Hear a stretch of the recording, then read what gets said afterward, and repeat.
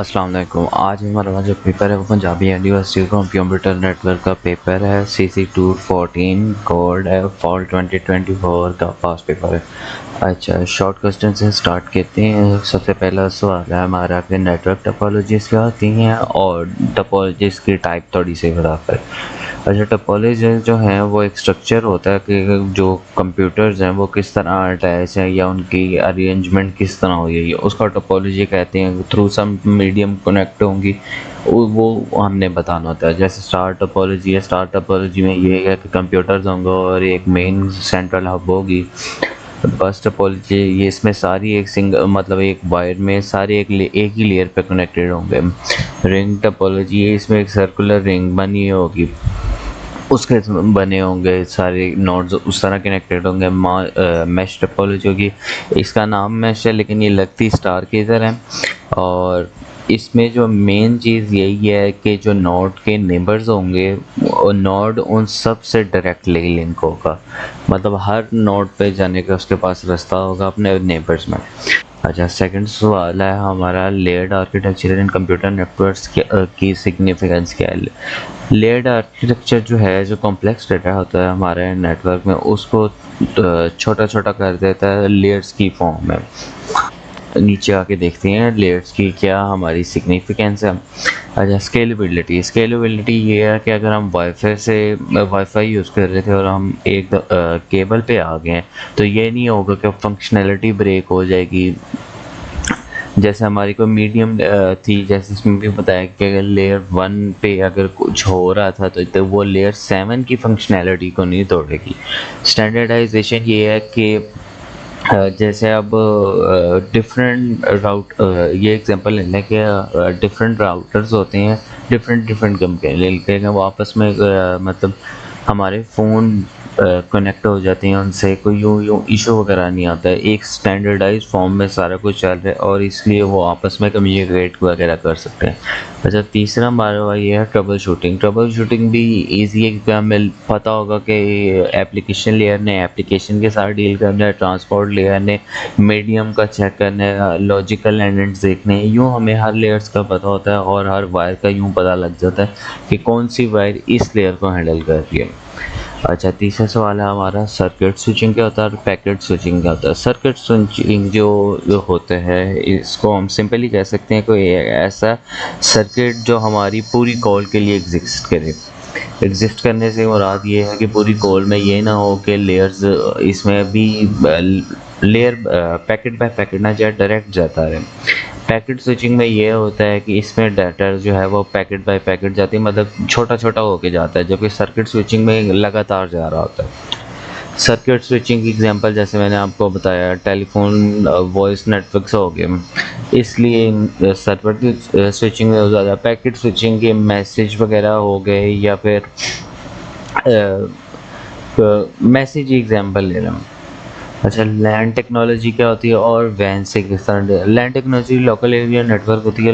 लैन का यूजुअली मतलब ये होता है कि आपकी प्रेमिसेस के अंदर, मतलब आप की जो बिल्डिंग है या इंफ्रास्ट्रक्चर है उसके अंदर अंदर का नेटवर्क है। इसकी स्पीड 1 गीगाबाइट पर सेकंड से 100 गीगाबाइट पर सेकंड भी हो सकती है। प्राइवेटली ऑन होती है मैक्सिमम टाइम। डिफरेंस ये इस तरह है कि जो वैन है, वैन एक लार्जर एरिया को डील करती है, जैसे सिटी टू सिटी हो गया, कंट्री टू कंट्री हो गया या अराउंड द ग्लोब हो गया, जैसे इसमें लिखा भी हुआ है। ऑनरशिप यही है कि वो प्राइवेट है और वैन जो है पब्लिक वगैरह होती है। इसको थर्ड पार्टी ISP ऑन्स करते हैं।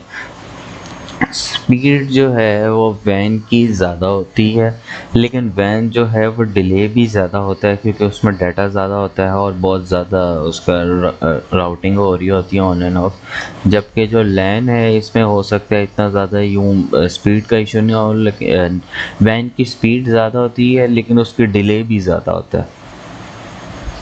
अच्छा, फिफ्थ क्वेश्चन की तरफ आते हैं। मैक एड्रेसिंग जो है नेटवर्क में क्या पर्पस सर्व करती है। मैक एड्रेसिंग इसलिए यूज़ होती है कि जो हमारा कंप्यूटर होता है उसके पास एक NIC कार्ड होता है, जैसे इसमें लिखा हुआ है, और NSI की कार्ड में ये मैक एड्रेस होता है। मैक एड्रेस इसलिए होती है जब हमारा जो कंप्यूटर है उसके यूनिकली आइडेंटिफाई हो सके कि ये कंप्यूटर में हमने डाटा सेंड करना है।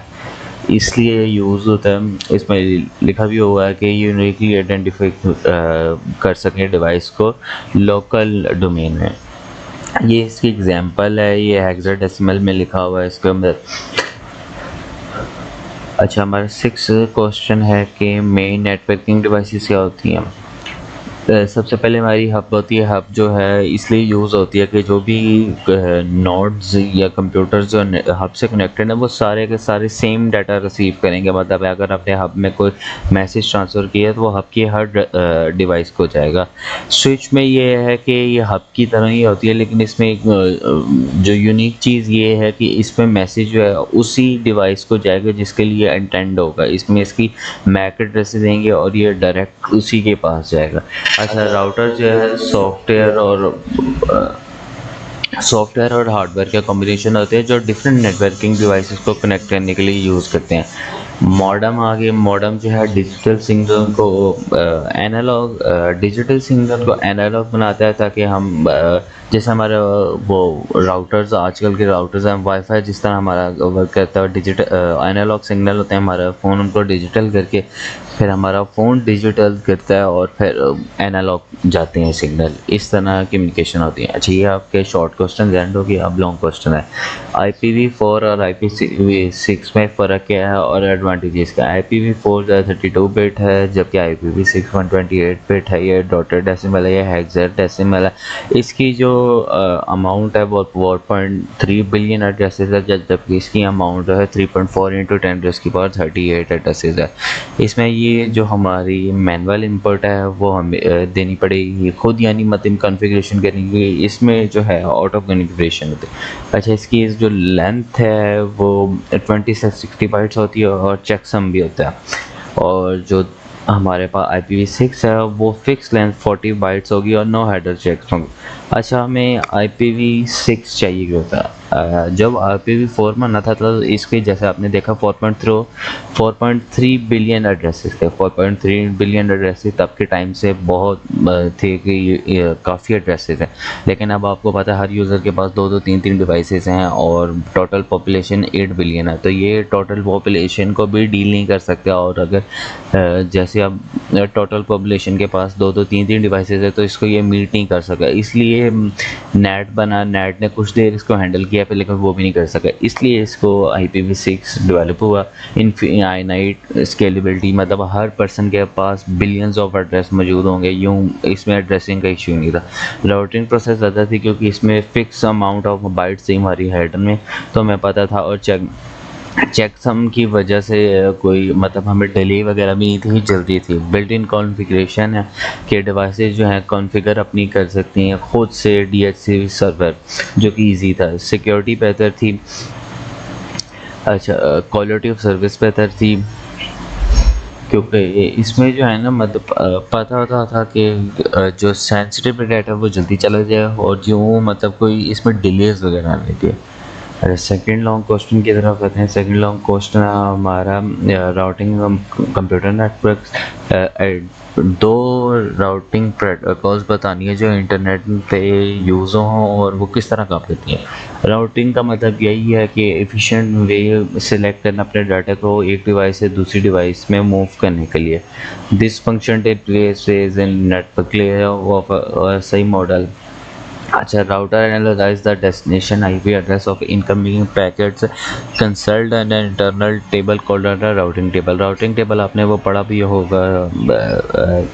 ये मतलब पाथ डिफाइन करता है कि A to B जाने के कितने राउटिंग है और कौन कौन सा इसने मतलब बीच में राउटर्स कनेक्ट किए हैं पाथ बनाने के लिए। अच्छा, ये इसकी आगे की प्रोटोकॉल्स होगी। OSPF open shortest path first, मतलब सबसे छोटा जो पाथ है ना वो करना। इसमें जो है ये link state routing protocol use होगी with a single autonomous system. मतलब ये जो है ऑटोनमस से मुराद आप ये ले लें कि एक कंपनी का डाटा या कॉपरेट ना करे, जैसे इसमें लिखा भी हो। अच्छा, मैकेनिज्म आगे, every router running OSPF discovers it local network and broadcast link LSA link state advertisement to all other network in the network area इस लाइन का मतलब ये है कि जो LSA होगा ना, उसको आइडिया होगा कि उसके सराउंड में उसके नेबर्स कितने हैं और वो उनके साथ ना मीट करके एक अपना एक नेटवर्क बना लेगा और उसको पता होगा कि कौन सा क्या मेरा नेटवर्क कहाँ कहाँ तक है और मेरा नेटवर्क कितनी, मतलब हर नेबर को यूँ आइडिया होगा। कैलकुलेशन यही है कि each individual router SPF algorithm on this topology map, it calculates a tree of shortest path to every destination। मतलब इसका ये है कि हर राउटर को पता है कि दूसरे राउटर जाने का शॉर्टेस्ट पाथ क्या है, या वो तलाश करेगा और यूँ डाटा सेंड कर देगा। अच्छा, सेकंड प्रोटोकॉल की तरफ आते हैं। ये है बॉर्डर गेटवे प्रोटोकॉल। इसमें जो पाथ वेक्टर होगा, running protocol that serve as a core routing framework for the entire global internet. इसमें जो ये है बॉर्डर गेटवे, ये ज़रा एक प्रीमिसेस से आउटसाइड, मतलब ये लार्ज स्केल में डील करता है। इन सिंपल वर्ड वही चीज़ है लेकिन ये लार्ज स्केल पर डील करता है। इसका मैकेनिज़्म ये है कि इंडिविजुअल राउटर्स की लिंक स्पीड होगी, डिसीजन ऑन AS पाथ्स होगी, मैन ऑर्गेनाइजेशन राउटिंग, मतलब ये हर तरह से ना अलग अलग होगा। इसमें कोई सिमिलैरिटीज़ नहीं है। हम हर चीज़, मतलब राउटर स्पीड इसमें अलग होगी। अच्छा, इसका मैकेनिज़्म में जो AS पाथ है और जो राउटिंग पॉलिसी है, इसका जो एक BGP राउटर होगा उसका ये काम ये होगा कि जब भी डाटा गुजरे ना, तो ये अपनी गाइडलाइन से हो के गुजरे अपने टारगेट को। ये हम अच्छा, इसकी कैलकुलेशन यही है कि ये भी shortest number of AS hops use करेगा, मतलब शॉर्टेस्ट पाथ ही देखेगा। लेकिन जो एडमिनिस्ट्रेटर है वो ट्वीक कर सकते हैं कि मतलब सिक्योरिटी के बेस पे, कॉन्ट्रैक्ट के बेस पे, कि यहाँ से उसका कॉन्ट्रैक्ट बना हुआ है तो यहीं से डाटा सेंड होगा। तीसरे लॉन्ग क्वेश्चन की तरफ आते हैं कि ट्रांसपोर्ट लेयर और एप्लीकेशन लेयर का क्या रोल्स हैं, और ऐसे मॉडल में पोर्ट्स एंड सॉकेट्स का क्या रोल है नेटवर्क के कम्युनिकेशन का, और एग्जांपल बतानी है। अच्छा, ट्रांसपोर्ट लेयर का मकसद ये होता है कि जब भी दो डिवाइसेस के बीच में डाटा एक्सचेंज होगा तो वो ये उनके बीच जो है एक कनेक्शन एक्स्टेब्लिश करेगी ताकि वो आराम से जो है वो डाटा शेयर कर सके। सेगमेंट्स हो सकें, लार्ज डाटा का जो है छोटे छोटे हिस्सों में डिवाइड करके सेगमेंट्स की फॉर्म में एक दूसरे पर करे। फ्लो कंट्रोल हो, ये ना हो कि सेंडर जो है वो तेज़ डाटा सेंड करे, रिसीवर के पास उतनी लिमिट ना हो तो उसकी वजह से जो है डाटा कोलाइड करे, मतलब ये उसको भी हैंडलिंग करेगी, एरर कंट्रोल भी करेगी। अगर कोई डाटा रिसीव करते एरर आ गया, सही तरह रिसीव नहीं हो तो रीसेंड करेगी। एप्लीकेशन लेयर का मतलब ये होता है कि जब हमारे पास रिसीवर एंड पे जब हमारे पास डाटा पहुंच गया है तो वो डाटा वो यूज़र को डिस्प्ले किस तरह करना है, तो ये एप्लीकेशन लेयर उससे डील करती है। मतलब सेगमेंट्स, पैकेट्स या फ्रेम्स जो हैं उनको मीनिंगफुल इंफॉर्मेशन किस तरह बनाना है, यूज़र के लिए प्रेजेंटेबल किस तरह बनाना है, ये उससे विजुअल पार्ट, मतलब आप समझते हैं। पोर्ट्स जो हैं, IP address can only route data to a specific machine. However, the machine might be running multiple network applications simultaneously. Zoom call, email. A port number is a 16-bit identifier that directs data to the exact software application or process belong to the machine. अच्छा, इसका मतलब क्या है? जैसा हमें पता है computer के अंदर काफ़ी कुछ, मतलब आपको जूम कॉल भी आएगी, आप जीमेल भी यूज़ कर रही हैं, तो आप दो अलग अलग protocols at a time use कर रहे हैं। तो पोर्ट हेल्प करती है कि उन दो में से किसने डाटा अभी मंगवाया और किसको डाटा देना। मतलब आपने जूम पे अगर आपको कॉल आई या तो ये तो नहीं होगा कि आपको वो मेल कर दे, तो वो पोर्ट्स जो हैं हेल्प करेगी कि कौन से सॉफ्टवेयर का डाटा है और कौन से सॉफ्टवेयर पर डिस्प्ले करवाना है। सॉकेट यही कॉम्बिनेशन ऑफ IP एड्रेस और पोर्ट नंबर। इसमें मतलब हमने IP एड्रेस और पोर्ट नंबर को अटैच कर देते ताकि हमें पता लग जाए कि ये IP एड्रेस है और ये सॉफ्टवेयर है। सिग्निफिकेंस जैसे आपको मैंने बताया, सेम सिग्निफिकेंस है। सोर्स सॉकेट होगी ये और डेस्टिनेशन सॉकेट हो गया। अच्छा, DNS हो गया। DNS का मतलब डोमेन में सर्वर है। डोमेन सर्वर जैसे अब गूगल का सर्वर हो गया, ये जो है प्रोवाइड करता है कि जो आपका ये जैसे है 192, जैसे आपको पता है सब वेबसाइट के IP एड्रेसेस होते हैं लेकिन हमें वो याद करना मुश्किल है। तो ये जो है वो आप जब कीवर्ड लिखते हैं तो ये उसका IP एड्रेस देते हैं इन सिंपल वर्ड। अच्छा, एच टी टी पी हो गया और H T T P S हो गया। एच टी टी पी का वही है कि रिक्वेस्ट करना, ट्रांसमिट करना वेब पेजेस को और मीडिया एसेट्स को अक्रॉस वर्ल्ड वाइड वेब। और एस का मतलब यही है कि ज़्यादा स्कोर सिक्योर है, बस और कोई इतना ख़ास फ़र्क नहीं है इन दोनों में। एस एम टी पी का मतलब ये है कि मेल जो मेल्स आप वगैरह करते हैं ये उसको हैंडल करती है। ये पोर्ट्स लिखे भी हैं 24 और 587, ये इसकी बताइए। अच्छा, ये आपका आज का पेपर था। होप सो आपको समझ आया होगा। C N C S fall 2024 का पेपर था, ड्राइव में भी अवेलेबल होगा। जज़ाकल्लाह।